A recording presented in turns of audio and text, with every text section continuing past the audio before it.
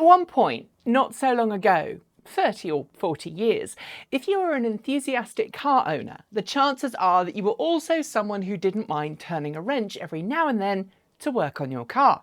Either you serviced your vehicle yourself, or you knew enough about mechanics to get yourself out of a sticky situation.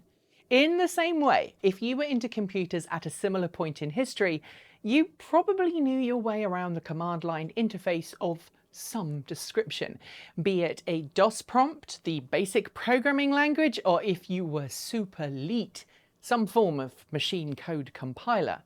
The same was true of so many other things at the time, from kitchen appliances to radios. In fact, there was at one time a heavier emphasis on fixing things yourself, and the exact ins and outs of how things work tended to be less hidden behind shrouds of mystery. Today, that is not the case. As things have become more complicated, we consumers have generally become less inclined to work on things ourselves, and for good reason.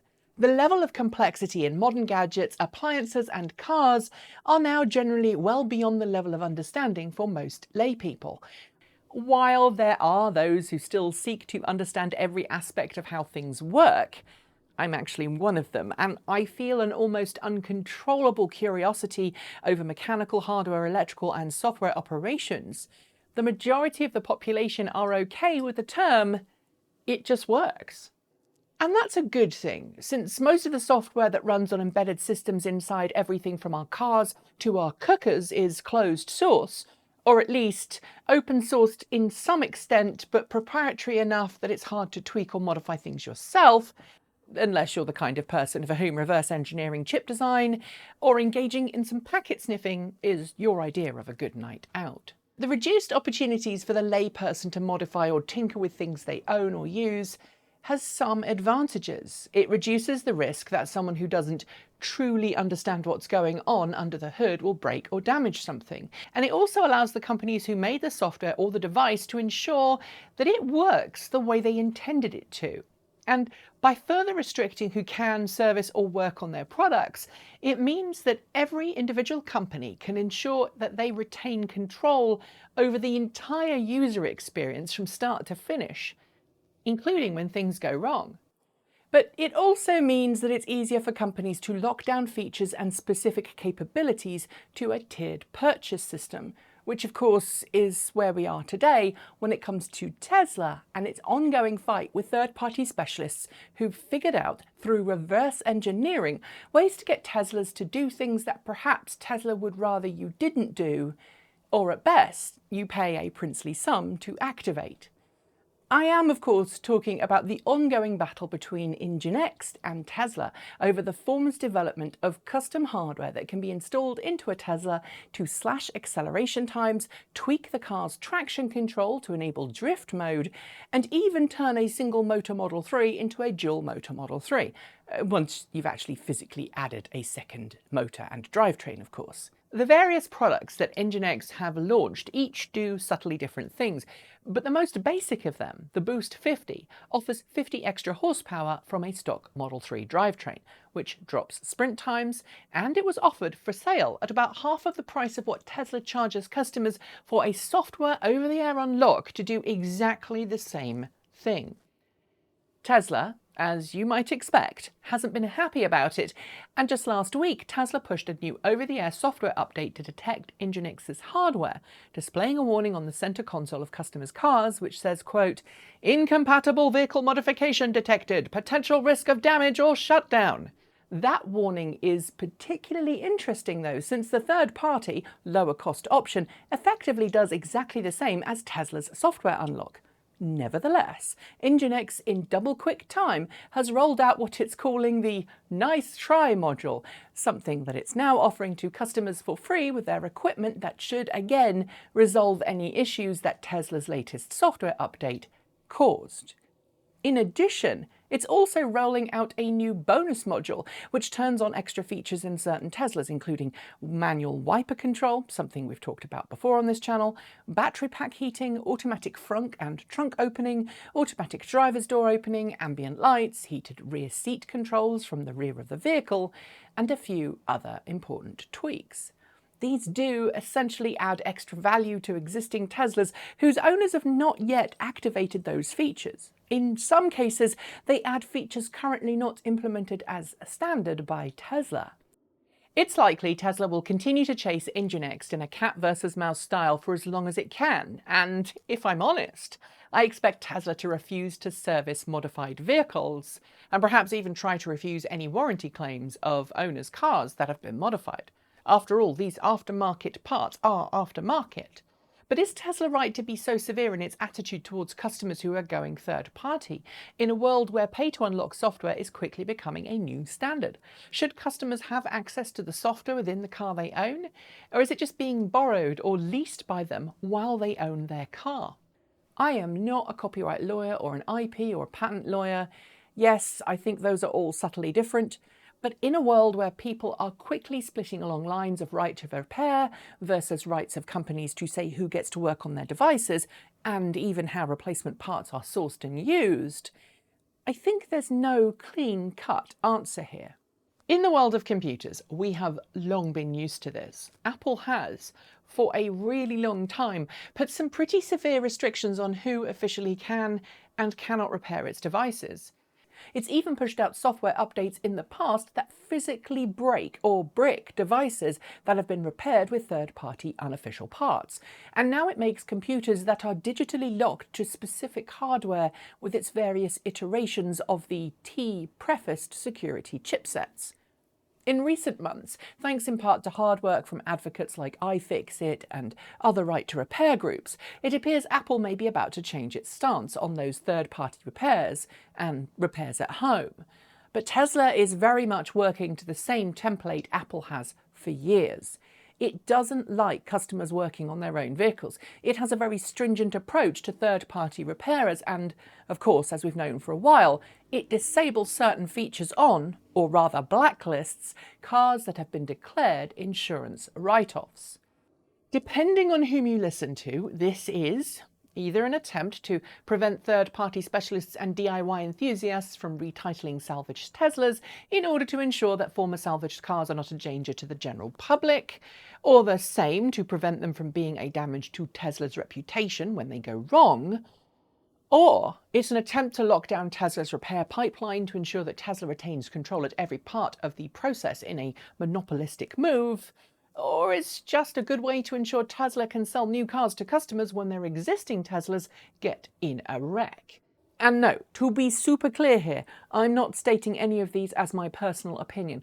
I'm quoting the various explanations I've heard being talked about this policy, ranging from people that are Tesla fans through to those who I could say border on being Tesla Q. The reality as I see it is somewhere in the middle. Tesla keeps tight reins on its software and hardware, and limiting who can work on its cars and prohibiting the use of third-party mods means that it can keep its IP safe and its income stream safe, as well as ensure that it doesn't have any bad publicity from things going wrong with a car that isn't stock. Plus, its over-the-air software unlocks are a big revenue stream for the company, if not now, in the future, and it does make sense for Tesla to want to protect that. When Tesla was a young startup, this approach would maybe make more sense, but in a world where Tesla is now the 7th largest company in the world by market cap, its weekend stock split resulted in a 12% surge today that pushed the valuation of the company to more than $430 billion. I believe it could do several different things to get around this problem. First, it could drop the price of its software unlocks. I get that Tesla is working to increase the value of its vehicles and that autopilot features are expected to make Teslas increase rather than decrease in value over time.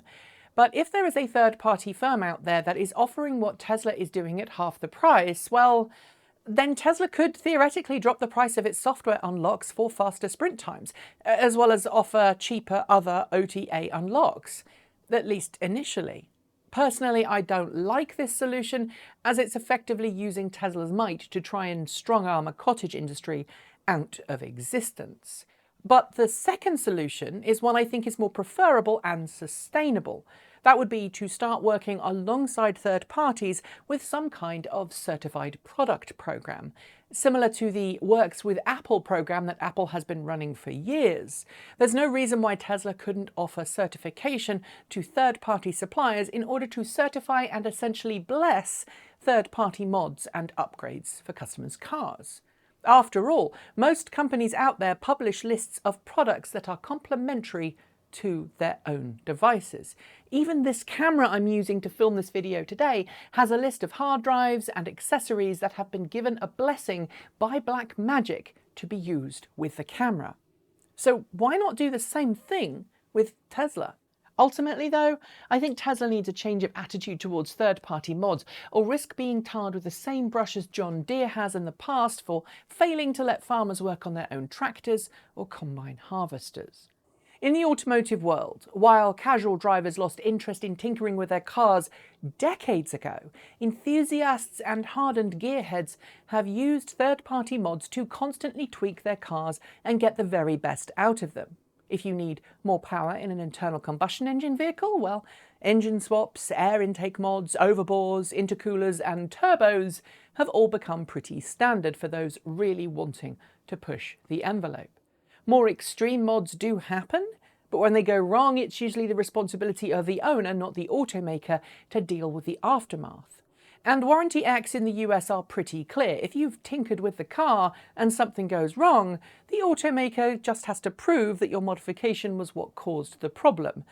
But in Tesla's case, I'm getting the logs that Tesla cars produce would be pretty darned helpful in proving that fact without too much in the way of wasted time and resources on Tesla's part. Ultimately, if you've purchased a car lock, stock and barrel and you're modifying it through a third-party upgrade, the onus is on you as the owner. I installed a tow hitch to my Chevy Bolt, and if I break it because I'm towing something I shouldn't, well, ultimately that's my fault. My local dealership knows there's a hitch on there and still services the car. They'll still fix it if it goes wrong. I won't be cut off from official after-service support because I dared to do something third-party. But if and when something goes wrong because of that modification, I will have to pay the consequences, either financial or mechanical. The same would be true of any modifications to my car's battery pack, its charging system, or anything else. And I think that Tesla and the rest of the automotive industry could and should embrace that fact. Tesla's job as an automaker is to make cars and help the transition towards cleaner forms of energy, encourage mass adoption of EVs, and make the world a better place. Not to play cat and mouse games with a company that's smart enough to reverse engineer a solution. And just think about it. If you are a third-party company that is a lot smaller than Tesla, and you're about to bet your reputation on a product you've made for a Tesla, wouldn't you go through some due diligence to make sure that it wasn't going to cause problems anyway? That's it for today's video. As always, thanks to the folks on my right for being our $15 a month patrons. Special thanks to our $50 a month patrons, that's John Lyons, Regine Fellows and Jeffrey Songster, and our deepest gratitude to our $100 a month Patreon supporters, Marcel Ward, Reggie Watts, JP Fagerbag and Sean Udea. You can join all of these Patreon supporters by following the links below, or you can send us a donation through Ko-fi or Bitcoin. Below you'll also find a link to our free Discord server, so come on and join in the fun there. After the names have finished scrolling beside me, you'll see a suggestion for a new video, so please consider watching it if you haven't, and I'll be back very soon. Thanks for joining me, and until next time, keep evolving!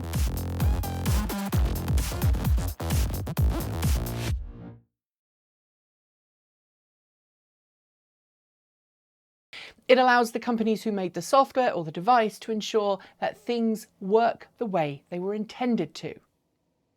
My software just broke. That's kind of ironic.